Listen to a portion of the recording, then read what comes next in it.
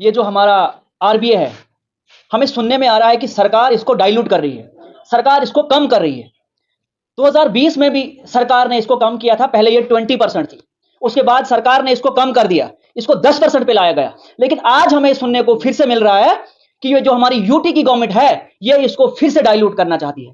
क्योंकि आप देखिए, ये जो इससे सबसे ज्यादा इफेक्ट जो पड़ता है, वो सबसे ज्यादा इफेक्ट जो पड़ता है वो चिनाब रीजन पे पड़ता है। क्योंकि चिनाब रीजन के लोग जो हैं, ये पहाड़ी इलाके के लोग हैं, ये देहातों में ज्यादा यहां पॉपुलेशन रहती है। इससे ज्यादा, सबसे ज्यादा जो इंपैक्ट पड़ेगा वो हमारे रूरल एरिया पे पड़ेगा। आप देखिए कि हमारी यहां बहुत बड़ी डिमांड रही कि हमको पहाड़ी स्टेटस मिलना चाहिए। आप देखिए कि राजौरी और पुंछ वालों को पहाड़ी स्टेटस मिला, लेकिन चिनाब रीजन के लोगों को इससे महरूम रखा गया। इसकी क्या वजह है? इसकी यही वजह है कि हम यहां ऑपोजिशन को सीटें देते हैं। आप देखिए कि किश्तवाड़ से हमारे एलओपी साहब हैं, 52 से हमारे ऑपोजिशन के लीडर हैं, लेकिन उन्होंने राजौरी और पुंछ को इसलिए पहाड़ी स्टेटस दिया ताकि इन्होंने जम्मू कश्मीर में सरकार बनानी थी।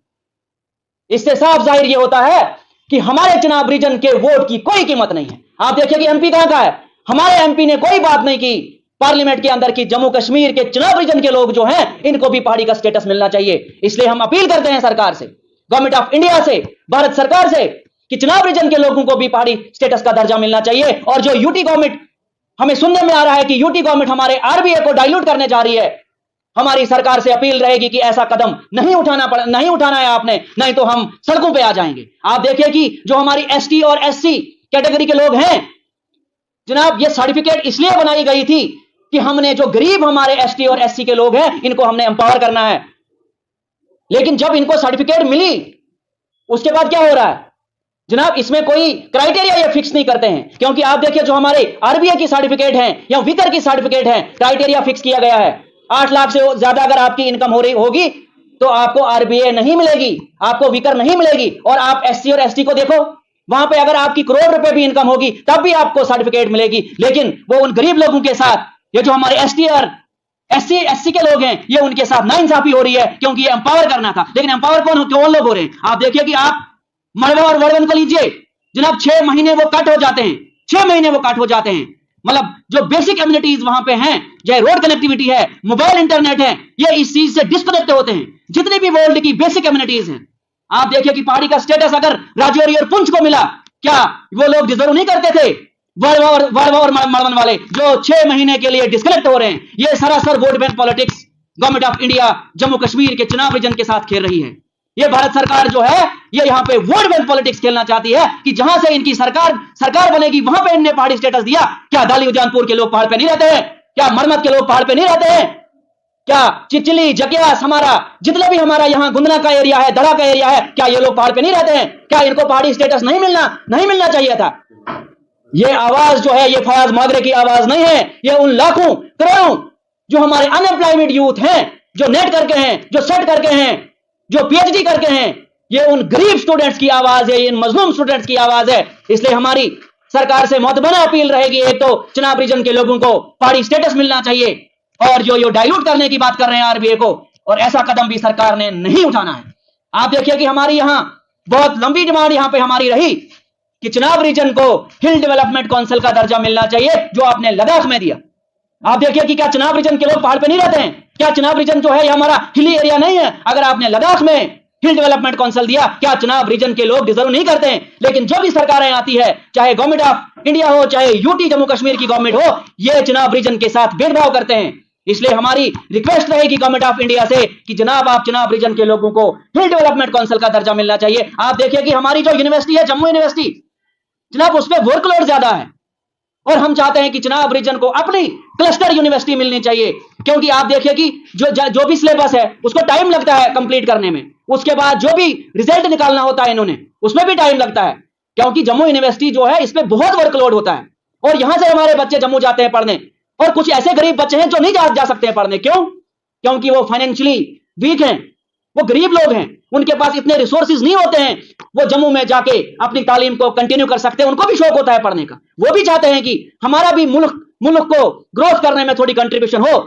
लेकिन सरकार ने जब भी कोई काम किया, लेकिन इन्होंने हमारे चिनाब रीजन के साथ डिस्क्रिमिनेशन किया। आप देखिए कि कोई भी सिस्टम हो जनाब, आप देखिए कि जब भी डिग्री कॉलेज में कोई इश्यूज हैं जनाब, विंटर जोन और समर जोन है जनाब। जब आप विंटर जोन में काम कर रहे हो, इनको टाइम नहीं होता, उस टाइम ये समर जोन का सिस्टम चलाते हैं। इसलिए हमारी टोपोग्राफी जो है डिफरेंट टोपोग्राफी है।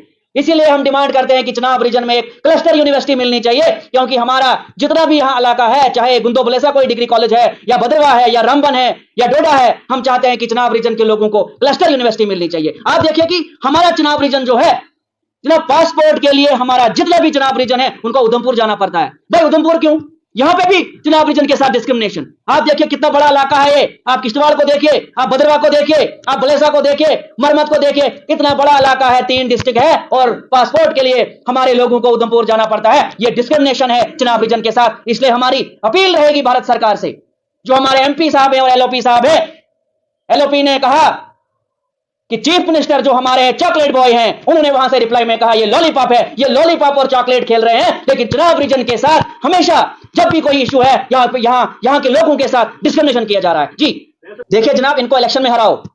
जब तक आप इनको इलेक्शन में नहीं हराओगे, इन्होंने राजौरी और पुंछ को पहाड़ी स्टेटस दिया, कोई सीट दी उन्होंने? नहीं दी। चिनाब रीजन से एलओपी है, चिनाब रीजन से इतने रिप्रेजेंटेटिव आए हमारे जो अपोजिशन के हैं, और राजौरी पुंछ को इन्होंने इसलिए पहाड़ी स्टेटस दिया कि वहां से ये सीटें निकालने चाहते थे, किसी भी तरीके से जम्मू कश्मीर में इन्होंने सरकार बनानी थी। बनाए, हमें कोई एतराज नहीं है, या उनको सर्टिफिकेट मिली, हमें उनसे भी कोई एतराज नहीं, उनको भी मिले, वो भी हमारे भाई हैं। मगर चिनाब रीजन के साथ क्यों डिस्क्रिमिनेशन हो रहा है? जी देखिए, जहां तक आरबीआई का ताल्लुक है, आरबीआई रिजर्वेशन का जहां तक ताल्लुक है, जम्मू कश्मीर में रिजर्वेशन लॉजिकल ग्राउंड के बेस पे होना चाहिए, रैशनलाइज बेस पे होना चाहिए। आजकल आप देखने को मिल रहा है पूरे जम्मू कश्मीर से बहस हो रही है, कल भी हमारे असेंबली में इस पर बहस हो रही है। लेकिन जो हमारी प्रेजेंट सरकार है इस पर बात नहीं कर रही है। उन्होंने एक सब कमेटी बनाई हुई है, जिनको 6-8 महीने हो गए, अभी भी उनकी रिपोर्ट हमारे सामने आई। लेकिन जहां तक हमारे पास सुनने में आ रहा है कि ये आरबीआई कोटा को कम करना चाहते हैं। इस हमारे अब आरबीआई जो है, आरबीआई के लोग कहाँ रहते हैं? अगर जम्मू कश्मीर की फिजियोग्राफी को हम देखेंगे, जम्मू कश्मीर अगर देखा जाए, यहाँ 20% हमारे पास जो है कि वो हमारे पास अर्बन एरियाज है। हम सबको पता है कि अगर जम्मू कश्मीर को देखा जाए, यहाँ हिली एरियाज हैं, यहाँ लोग गांव में रहते हैं, देहाती लोग बहुत ज्यादा है, कम से कम 80% लोग रहते हैं। तो अगर रैशनलाइजेशन को देखा जाएगा तो यहाँ सबसे ज्यादा कोटा बनता है आरबीआई का। लेकिन किया क्या है गवर्नमेंट सरकार ने? यहाँ वोट बैंक के लिए काम किया। इससे पहले जो यहाँ पे एलजी सरकार थी, उन्होंने क्या किया कि राजौरी पुलिस को पहले वहां पे एससी और एसटी कोटा था वहां पे, उनके पास एएलसी भी था। लेकिन उन्होंने क्या किया कि अपने वोट बैंक को एक स्पेशल कम्युनिटी को अट्रैक्ट करने के लिए उन्होंने उनका कोटा डबल कर दिया, 20% कर दिया। और उसमें टोटली इलॉजिकल बेस पे बहुत सारी कम्युनिटी जो डिजर्व नहीं करती थी उनको भी उसमें डाल दिया गया, जो 20% कर दिया गया। लेकिन उस वक्त एलजी सरकार थी, किसी ने शोर नहीं किया, किसी ने सुना नहीं। लेकिन उसके बाद क्या है कि हमारे पास यहाँ पे एक इलेक्टेड गवर्नमेंट आई है, एनसी गवर्नमेंट आई है, एक लोगों ने बहुत ज्यादा सपोर्ट उनको किया है। लेकिन उसके बाद क्या हो गया कि अब वो जो कुछ सुनने में आ रहा है कि ये भी पहले तो उन्होंने वोट किस पे मांगा है कि हम इसको रैशनलाइज करेंगे। लेकिन अभी वो क्या कर रहे हैं सुनने में आ रहा है कि ये सिर्फ क्या करें कि आरबीआई को ये रिड्यूस कर रहे हैं 10%, ऐसे सुनने में आ रहा है। अब सही क्या होगा 7% है। लेकिन मसला क्या है? मसला ये है कि भाई जम्मू कश्मीर में सबसे ज्यादा रैशनलाइज बेस पे अगर देखा जाएगा, यहाँ पे पॉपुलेशन सबसे ज्यादा कौन सी है? आरबीआई पॉपुलेशन है। हम ओपन के खिलाफ नहीं है, हम एसटी के खिलाफ नहीं है, हम एससी के खिलाफ नहीं है। लेकिन मसला ये है कि ये रैशनलाइज बेस होना चाहिए। अब अगर राजौरी पुलिस के एरियाज को या किसी ये पार्डर एरियाज को ये ST2 स्टेटस दे रहे हैं, भाई आप उनको दे दो, हमें उनके साथ कुछ है। लेकिन आप एक कैटेगरी को काम करके जो सबसे ज्यादा जम्मू कश्मीर रहने वाले लोग हैं, अगर इसकी बैकग्राउंड पे देखा जाएगा कि हम यहाँ जो लोग रहते हैं हिली एरियाज पे रहते हैं, यहाँ सबसे ज्यादा किसान लोग रहते हैं, मजदूर तबका लोग रहते हैं। मजदूर तबका लोग बेचारा, यहाँ रोड भी नहीं है, यहाँ एजुकेशन की स्कूलों की कंडीशन बहुत खराब है, यहाँ हम सबसे पहले एजुकेशन पिछड़े हुए लोग हैं, यहाँ इकोनॉमी है नहीं। अगर हम अपनी चनाब को देखा जाएगा, अगर चनाब को जम्मू और कश्मीर के साथ कंपेयर किया जाएगा, वहां की मार्केट टॉप मोस्ट मार्केट है, वहां बंदा बेकार नहीं चला रह सकता है। मैं कंपेरेटिवली बात कर रहा हूँ। जम्मू में हम बैठे नहीं रह सकते। अगर एक पढ़ा लिखा बंदा रेडी भी डालेगा, वो भी कम से कम 1000 रुपए दिन का कमाएगा। लेकिन आप मुझे बताओ, इन पहाड़ों पे हमारी कोई मार्केट नहीं है, हमारी कोई रोड नहीं है, यहाँ स्कूलों की कंडीशन बहुत खराब है, यहाँ पे हमारे बहुत सारे दक्षिण मड़वा, हमारे यहाँ कोई अच्छे कॉलेज, ज्यादा कॉलेज है नहीं। तो अगर यहाँ से मजदूर का बच्चा, यहाँ से 80% मजदूर का बच्चा जो आरबीआई जोन में फॉल करता है, इसी तरीके बहुत सारे कश्मीर के भी कुछ डिस्ट्रिक्ट हैं, रियासी का भी डिस्ट्रिक्ट है, उधमपुर भी डिस्ट्रिक्ट है, किश्तवाड़ भी है, यहाँ बेचारे अब सारे लोग पढ़ रहे हैं आजकल। अब यहाँ से मजदूर तबका यहाँ से पढ़ने जाता है, कहाँ जाता है? जम्मू कश्मीर यूनिवर्सिटी जाना पड़ता है, उनको वो 2-2, 3-3 लाख रेंट देना पड़ता है। अब जो जम्मू और श्रीनगर डिस्ट्रिक्ट के लोग रहते हैं, उनको तो वो घर से स्कूल आते हैं, वो घर से यूनिवर्सिटीज आते हैं। तो अगर हम यहाँ की एजुकेशनल स्टेटस को उनके साथ कंपेयर करें, हम बहुत पीछे। लेकिन इसके बाद भी अगर हमारी आरबीआई को काम किया जाएगा, ये हमारे साथ बहुत ज्यादा जुल्म है। अगर ऐसा हुआ, ये हमारे यहाँ के जो हमारे यहाँ के रिप्रेजेंटेटिव्स इनकी नालायकी है। लेकिन अगर उन्हें आवाज नहीं उठाई है, तो अगर ऐसा हुआ कि यहाँ की यूथ सड़कों पे आ जाएगी और हम इसके खिलाफ बहुत प्रोटेस्ट करेंगे अगर हमारे साथ जुल्म हुआ। सर, हमारी यही उम्मीद है, जैसे फयाज साहब ने बताया, बहुत अच्छी बात है ये। मैं चाहता हूं कि इसमें जितने भी अनएम्प्लॉयड यूथ है, पढ़े लिखे जवान हैं, बढ़ चढ़ कर हिस्सा लेना चाहिए। जदोजहद करनी पड़ेगी, बगैर जदोजहद के हमें ये देने वाले नहीं है। क्योंकि इनने जब वोट लेना था, इन्होंने वोट ले लिया। आपने देख लिया असेंबली में सिर्फ हंगामा होता है, सिर्फ ड्रामा होता है। एनसी बीजेपी पे ब्लेम करती है, बीजेपी एनसी पे ब्लेम करती है। हद ही खत्म है।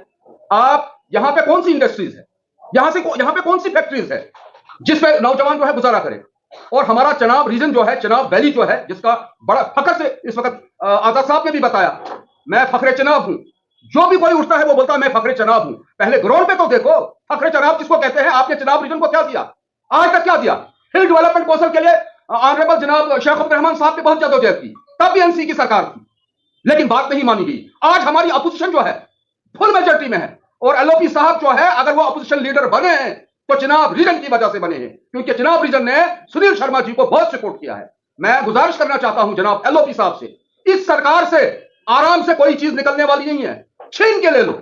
आप देखिए हमारे जीएमसी डोडा में हद ही खत्म है, जितनी भी जीएमसीज है सब में सीटें इन्होंने पोस्ट ग्रेजुएशन की दे दी है, लेकिन डोडा में कोई पोस्ट ग्रेजुएट सीट्स नहीं है। अभी हमारे बच्चे जो है या उनको अनंतनाग जाना पड़ेगा, या उनको आरसपुरा जाना पड़ेगा, या कठुआ जाना पड़ेगा, लेकिन डोडा में जो जिन्होंने एमबीबीएस किया है वो इस वक्त दर बदर की ठोकरें खा रहे। क्या हमारा कोटा नहीं है? क्या हमारा हक नहीं है? क्योंकि हम पहले ही है, ये एलओपी साहब को समझना चाहिए। जम्मू एंड कश्मीर हम एंड में आते हैं, हम बीच में आते हैं, और हमने इस बार बढ़ चढ़कर भारतीय जनता पार्टी को यहां से वोट किया है। और हमारे ऑनरेबल एमपी साहब डॉक्टर जितेंद्रजीत सिंह साहब, मैं हैरान हूं, जब नासिक टनल क्रॉस करते हैं उनको जब डोडा दिखाई देता है, हालत देखो रोड की क्या है। मैं इसलिए कहता हूं तमाम जवानों से, मैं फयाज साहब से कहना चाहता हूं, आप कयादत कीजिए, जितने भी नौजवान है पढ़े लिखे डिस्ट्रिक्ट डोडा के, हम आपके साथ हैं। यह मिशन हमारे बच्चों का मुस्तकबिल है, हमें और कुछ नहीं चाहिए। पहले ये बोलते थे हमें आजादी दे दो, हमें आजादी भी नहीं चाहिए। फिर उसके बाद इन्होंने कहा कि हम अटॉनमी दे देंगे, यार हमें अटॉनमी की कोई जरूरत नहीं है। उसके बाद इन्होंने यूटी बनाया, हमारे चश्मों पे ये यूटी भी। लेकिन मैं जनाब ऑनरेबल एलजी साहब से भी गुजारिश करना चाहता हूं, अगर आपने यूटी बनाया, हमने तहे दिल से वोट फिर भी डाला, लेकिन हमारे चनाब रीजन के साथ सुतली मां का सलूक मत कीजिए।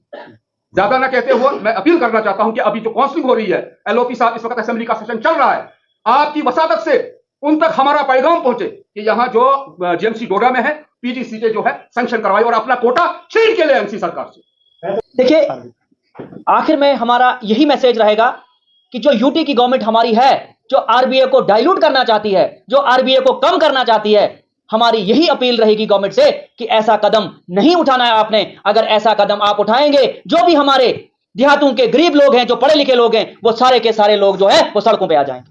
Thank you.